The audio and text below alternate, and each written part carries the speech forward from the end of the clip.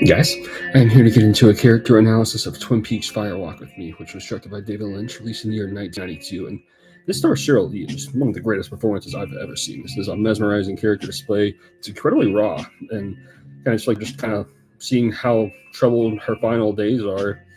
And she's just presented as a victim of just a completely complicated scenario. I mean, this is incredibly complex. As her father, Ray Wise, is practically possessed, and he's trapped and kind of just completely dominated Lee with just trauma and guilt, and just kind of warped a completely permanently damaging kind of sense of perception of reality.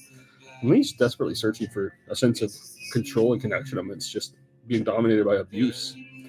And Lee just often displays a very destructive kind of attempt to numb her pain, and she's just really sympathetic in portrayal all throughout. You never see a character like this, or like in the show, like all this is just kind of mystifying and in the air. And I think this film, especially with Return existing, this film really solidifies itself as one of the greatest Lynch ever made.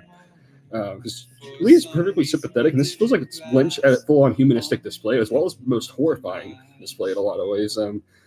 Just feel like you're just looking at a character who's just intensely wrestling with a lot of isolation. That's what Lee kind of has about her character here. She's always seeking an outlet, while she's always just at this internal conflict. I think she like goes to like all these places. She's kind of just out of her mind. She's feeling crazy, but she's just kind of out to retain her humanity. She's really popular in school. Yes, she's just completely tormented inside, and there's really no one to talk to about her the extent that tormented that this whole project's on. Um, and this is just, yeah, one of my favorite characters of humanism I've ever seen. Wow, why is this one of the most disturbing, like tragic villains I've ever seen? He's possessed by a demonic entity, and he just kind of makes this whole project feel completely nightmarish and unsafe. Ultimately, we also have David Bowie, one of the most incredibly surreal cameos I've ever seen. I mean, he's only in it for a few minutes, and he kind of leaves this ghostly kind of influence.